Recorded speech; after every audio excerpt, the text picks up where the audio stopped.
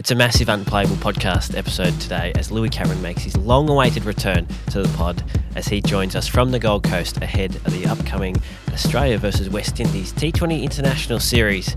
And I'll also be joined by cricket.com.au videographer Clancy Donut Sinnamon to chat about what it's like to be inside the Aussie team on their recent tour to India.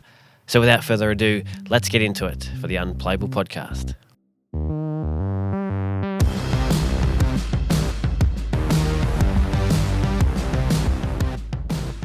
All right, so for the first time in a while, we welcome back to the Unplayable Podcast Louis Cameron, who is up on the Gold Coast covering the Australia versus West Indies T20 series. Welcome back, Louis. How are you?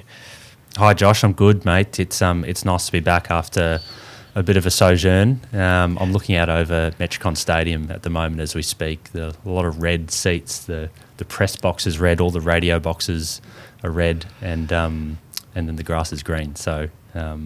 Interesting contrast, but it should be good to. I was going to say get the summer started, but it's already started. Weirdly, it has been underway for a little while yet. Do you want to just fill us in on your sojourn, where you were, and what you've been up to since the Sri Lanka tour? Yeah, I went on holiday to Europe for 3 months. So I thought it was a good time after all the COVID ravages and border lockdowns and. Not being able to leave the country or let alone your own state, or let alone your own house, Josh. Melbourne was bloody tough. So, went overseas for a little while and enjoyed it. That's right. I reckon you've earned it, mate. So you're straight back into the action with an Aaron Finch presser just now. Did he give an 11 for tomorrow's match at the Gold Coast? No, he didn't. No 11 as yet, which is interesting. He's normally quite open with teams and things like that. So, maybe they haven't picked one or maybe they're just holding their cards close to their chest for now. But, I always think back to, I think it was last year when he got asked for an 11 on the eve of a game and he said, oh, no, I'm not going to name it today. And then he changed his mind halfway through the press conference and just named it anyway. So there was nothing like that today. He was giving nothing away on that front. But, it'll be interesting. There's obviously 6 games to go before the T20 World Cup. So whoever they pick tomorrow, I dare say that's not going to be their absolute best first choice, best 11 for the World Cup. Well, I guess one of those reasons is that Cameron Green, who had such a great series in India with 250s as an opener, isn't in that World Cup squad. He will be playing in this series because Marcus Stoinis is currently injured, but he won't be at the World Cup at this stage. So how do you see his role going to play out in this series coming up? Yeah, Aaron was a little bit stronger on that, kind of saying that there's no plans to get Cameron in at this point. He said Marcus Stoinis is tracking quite well on his return from injury. Obviously, he's not going to be playing these 2 games against the West Indies in Queensland. He's stayed in Perth, and then the first game of a 3-game series against England begins on Sunday in Perth. So he's tracking well for that. So that's and then Mitch Marsh still isn't bowling at the moment. Okay. So those 2 things are probably why Green's around this squad and probably why he'll play tomorrow unless Australia play 5 bowlers. We know Australia like to play the 4 bowlers plus the all-rounders. So Green and Maxwell might be those 2 if they go down that route. But yeah, I mean he made an amazing case for himself in India when there's a few question marks over maybe I guess Aaron Finch's form and also Steve Smith's place in the team in the T20 side. So it's intriguing. It's a very different point to where we were last year where it almost felt like we didn't have 11 players good enough for the team. That's what everyone was saying, and now there's even guys outside the World Cup 15. So I think they're glad that the conversation has shifted somewhat. Cameron Green certainly did his chances of a big IPL payday no harm at all with those performances. But one player who already has experienced a nice IPL payday is Tim David, and he debuted in that series just gone, and now it looks like he's a lock for Australia's middle order moving forward, number 6, that sort of position. I think so, yeah. I mean, it seems to be, does the team want the pure hitting ability and ability to 6 from ball 1, or do they want a craftier player like Steve Smith in that middle order? We know that they kept him in a little bit as the Mr. Fix-It. I know he doesn't like that term, but that's what he was in the team for last year's World Cup. If they fell in a heap and were 3 for 10, then you've got one of the most talented batsmen in the world to rebuild things. So maybe the T20 game's changing a little bit, where you want just guys who can pummel boundaries from ball one, and that could play in David's favour. But I wouldn't discount there's no doubt that David is a ready-made entrant into this team. There hasn't been a more ready-made T20 cricketer for Australia, without having played international cricket. So he's there, but I wouldn't discount what Steve Smith can bring, and I dare say it might be something he can bring that others can't. Whether you need that in an Australian World Cup, I'm not sure. Josh, what do you think? Yeah, I think Tim David's form at the minute is probably too good to ignore, and certainly to have somebody in that finisher position, which has proved to be such a difficult role to fill.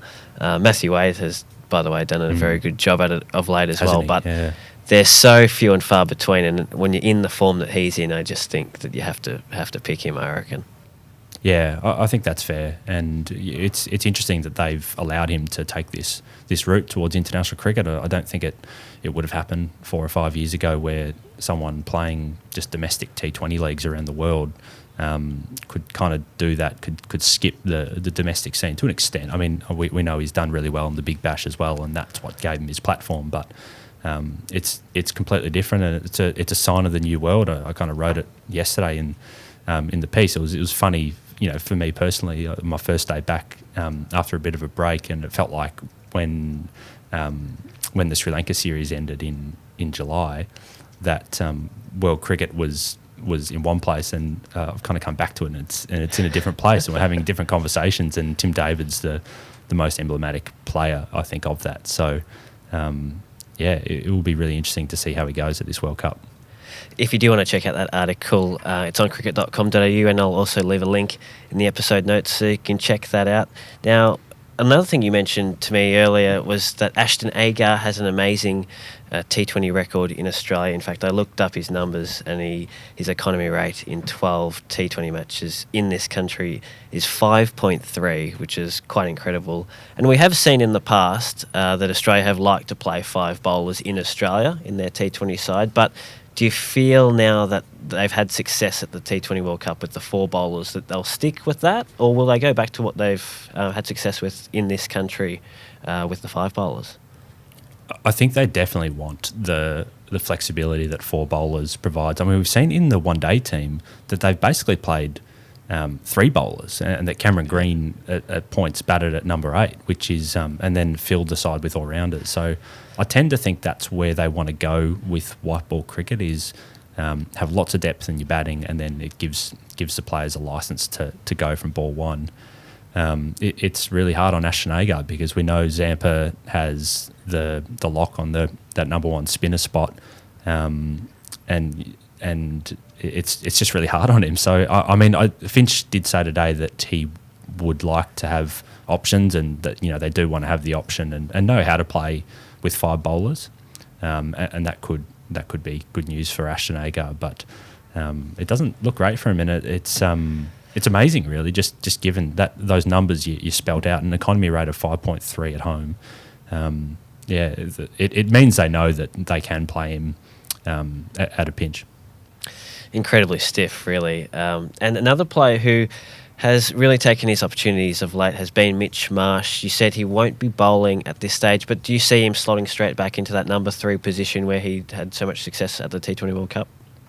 Aaron Finch said as much today. Yeah, he's straight back in, even as a batter only. That's how highly they rate him, and that's how far he's come in the last 12 months as a T20 player, as a T20 number 3. Just he's the anchor. I'd say he's one of the first picked at the moment. He was player of the final from memory in last year's World Cup, and he's really taken a big step that I'm not sure many people saw coming on the outside So, yeah, he'll play, and then I guess he's hopefully tracking well to be bowling back for the first game of the World Cup. But that is a bit of a watch this space because there's a concern over his ankle. There's some concern over Marcus Stoinis' side. They're two really key players for the balance of the team. So Cameron Green is lurking, isn't he? He's waiting in the wings, that's for sure. Were there any other points from training today that you saw as you watched the Aussies train this morning? Just Steve Smith hitting lots and lots of balls. It was it's good to know some things. Speaking off the top, a lot of things have changed in world cricket. One thing that hasn't is Steve Smith. He batted, must have been for a couple of hours, and it was pretty similar yesterday. So he just loves hitting cricket balls. He certainly does. Now, we haven't seen a lot of international cricket played at Metricon Stadium. We had a women's test there last year. What are we expecting from the pitch? Will it be fast like the Gabon traditionally is? Great question, Josh. It's a bit of an unknown. It is a drop-in, and an interesting point is that it's there's only 2 drop-ins. It's a little bit like what people might have seen at Marvel Stadium in Melbourne in the Big Bash, where they might only even have 1 drop-in if I'm right. It's a bit funny for batters going to slide their bats when they're not on the pitch. And I know Will Pucovski hurt his head here in a game against the England Lions a year or 2 ago, where his bat I think might have got stuck in the grass, and I know that's been an issue at Metricon Stadium as well. So that's kind of an interesting one that the players will need to watch. As far as dimensions, I'm looking at over the ground, and it looks very looks pretty even the whole way around. It might be a touch shorter straight than it is side on.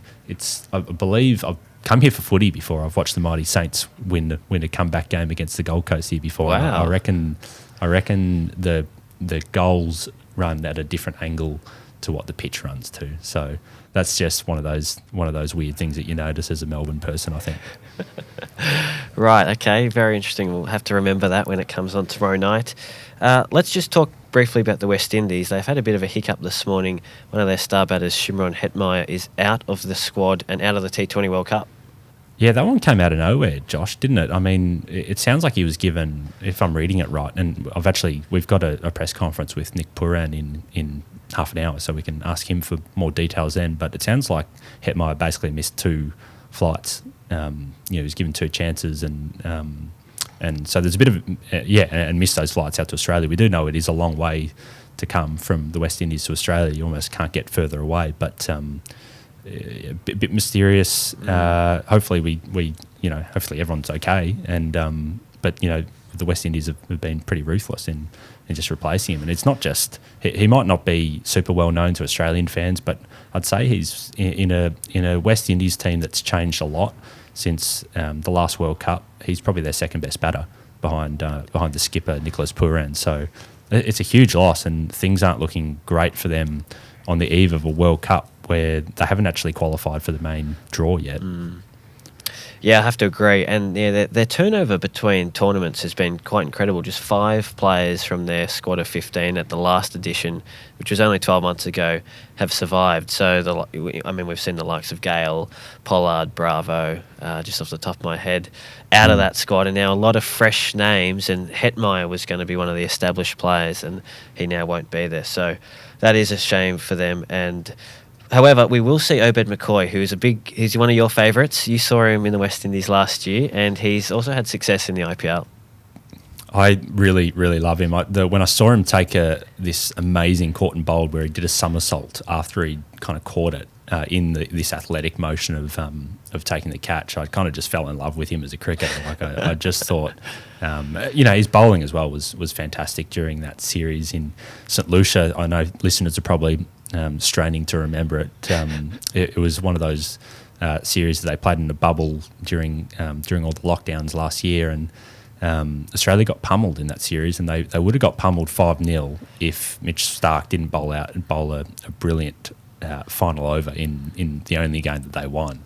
So I asked Aaron Finch today about it, like what can he believe that this team that beaten, admittedly under strength Australian team, but still with some of their big guns. Can he believe that they have fallen this far where they need to play against the likes of Zimbabwe and Scotland and these kind of teams? All due respect to them, but West Indies, you would like to think that they're in a different category. They've won this tournament twice. Definitely. So it could be the best thing for them playing in that qualifying group. I'm sure they might say something like that in terms of getting just game time into some of these guys and getting some confidence up and coming into the main tournament with a bit of head of steam. Yeah, it certainly is going to be a bit different for them. Their campaign begins on October 16 down in Geelong, I believe. Is that where the West Indies are playing? Yeah, all 3 games there, yeah. All 3 games at Kardinia Park in Geelong. And Australia's campaign begins on October 22 against New Zealand. So put those dates into your diary and make sure you're tuning in. Lou, thanks for joining us on this edition of the Unplayable Podcast. Enjoy the series and we'll chat to you next time. Thanks, Josh. Chat to you soon.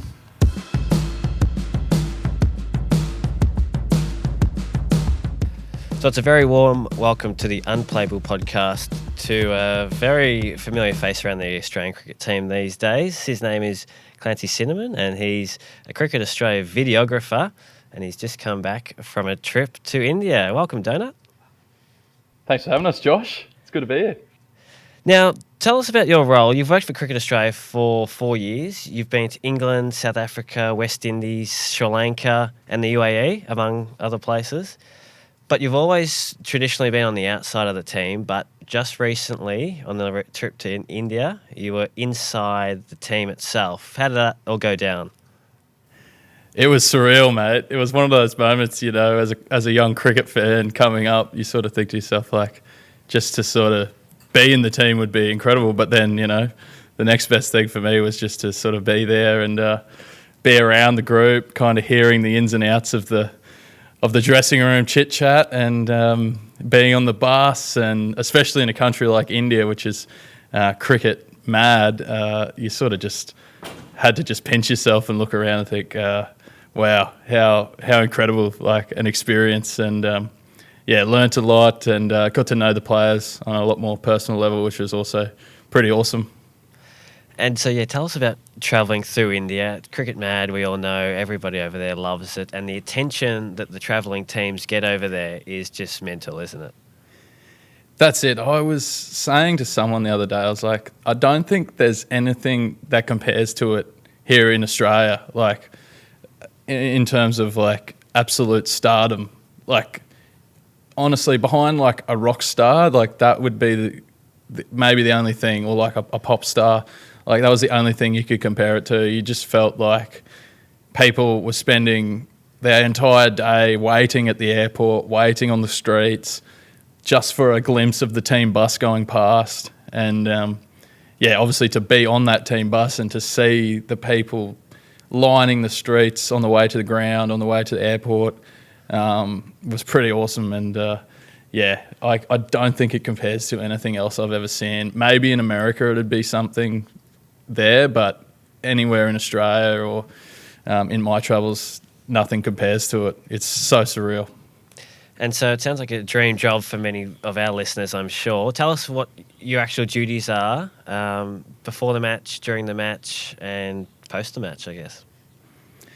Yeah, well, obviously I'm a videographer first and foremost, so that's kind of where I'm always looking at how can I bring light to these players and basically be the eye of the fan. I always think to myself, like, what would a fan want to see? And I just kind of base my day off that.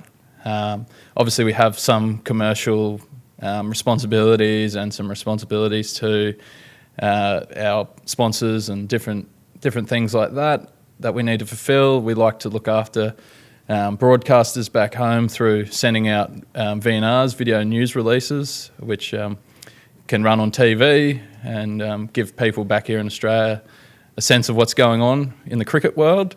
So that's sort of my main job, is anything surrounding the game. I don't necessarily film cricket live play because that's all taken care of by the broadcasters and they have the rights to that. So I tend to just stick to the fringes, all the stuff that you don't see on TV that you sort of see on cricket.com.au and on our social media channels is what I do. So it's pretty fun, and I really enjoy it.